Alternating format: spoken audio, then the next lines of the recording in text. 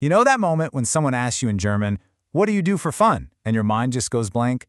Well, we're going to fix that. In this explainer, we're going to load you up with all the vocabulary you need to talk about your free time and hobbies like a pro. This right here is the big question. Was machst du in deiner Freizeit? It just means, what do you do in your free time? By the end of this, you won't just understand the question, you'll have a whole bunch of awesome answers ready to go. So, let's jump in. First up, let's talk about hobbies for all you active people out there. If you love getting your heart rate up, being outside, or just, moving around, this section is definitely for you. A fantastic, all-purpose phrase to have in your back pocket is Sport treiben. Now, what's really interesting here is the verb. Instead of the simple machen, which means to do, Germans often use treiben. It kind of has this feeling of driving or actively pursuing something. It's a great one to know. But of course, you're going to want to be more specific, right? So you could say you're into golf spielen, playing golf, or maybe segeln, which is sailing. Perhaps you're into reiten, or horse riding, and this next one, Radfahren, bike riding. You will hear this one all the time in Germany. It's super popular. And here are two more absolute classics. You can schwimmen gehen, which literally means to go swimming, or enjoy some wandern, which is hiking. And trust me, wandern is a word you'll want to remember. Hiking is a massive pastime all across Germany. And hey, let's not forget a really fun way to get active, tanzen. It's that simple. It just means dancing. Whether it's in a club or a ballroom, it's a perfect answer. Okay, but what if you're not exactly the hiking type? What if your idea of a good time is a little more quiet, maybe a bit more creative? So how do you answer, was machst du in deiner Freizeit then? Let's take a look. For those cozy, quiet afternoons, you can't go wrong with the timeless classic Buch lesen, or reading a book.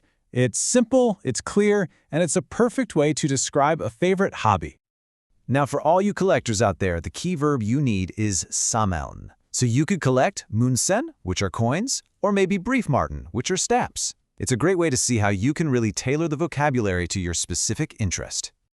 If you've got a good eye for visuals, then maybe you're into photographerien, which, as you could probably guess, is photography. It's a great one-word answer for a really creative hobby. And right alongside that, we have zeichnen, which means to draw. See? Fotografieren, zeichnen. Two really simple, powerful verbs to describe your artistic side. All right, for our final category, let's talk about entertainment and games. This is going to cover everything from a chill night on the couch to a big night out on the town. Okay, now this is a really important distinction. If you're at home, you might fernsehen, which means to watch television. But if you're actually going out to see a movie, you say ins Kino gehen, literally to go into the cinema.